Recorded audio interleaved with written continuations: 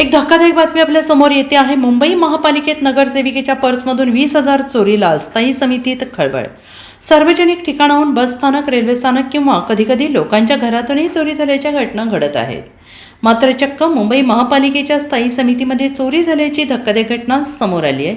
आणि विशेष म्हणजे मुंबईतील वॉर्ड क्रमांक 56च्या ठाकरेंच्या शिवसेनेच्या नगरसेविका लक्ष्मी भाटिया यांच्या बँकेतून 20,000 रुपये चोरीला गेल्याने नगरपालिका, राजकीय वर्तुळात आणि प्रशासनात देखील खळबळ उडाली आहे। नगरसेविका लक्ष्मी भाटिया यांनी पैसे चोरी झाल्यासंदर्भात महापौर, विरोधी पक्षनेत्या आणि स्थायी समिती अध्यक्षांकडे तक्रार देखील केली आहे। महापालिकेची तिजोरी म्हणून ओळखल्या जाणाऱ्या स्थायी समिती सभागृहातच पर्स उघडल्याचा धक्कादायक प्रकार घडलेला आहे। ठाकरेंच्या शिवसेनेच्या नगरसेविका आणि स्थायी समिती सदस्य लक्ष्मी भाटिया यांच्या पर्सची चेन बैठक संपल्यानंतर उघडी आढळल्याने सुरक्षेवर गंभीर प्रश्नचिन्ह निर्माण झाले।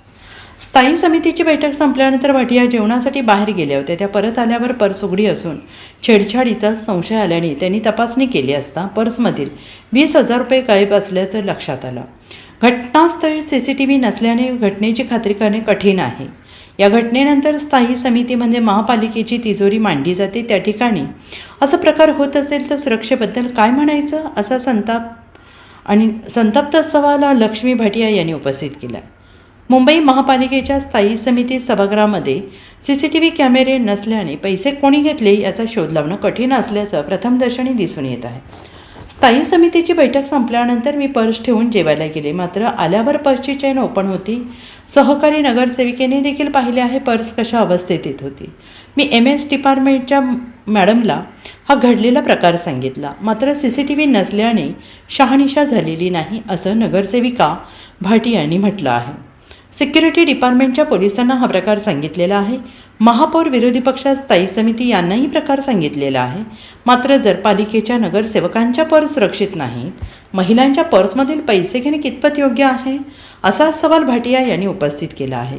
दरम्यान या प्रकारामुळे पालिका भवनातील सुरक्षा व्यवस्थेचा मुद्दा पुन्हा एकदा ऐरणीवर आला असून जबाबदारी निश्चित करण्याची मागणी जोर धरू लागली आहे।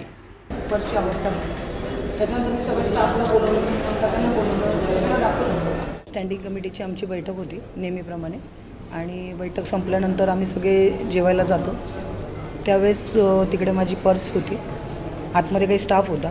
माझ्या पर्समधून 20,000ची कॅश कोणीतरी पर्स ओपन करून काढून घेतली। याबद्दल MS डिपार्टमेंटच्या मॅडम, त्यांच्याशी यांना आम्ही भेटलो, त्यांना सगळी घटना सांगितली, त्या तिकडे अवेलेबल होत्या।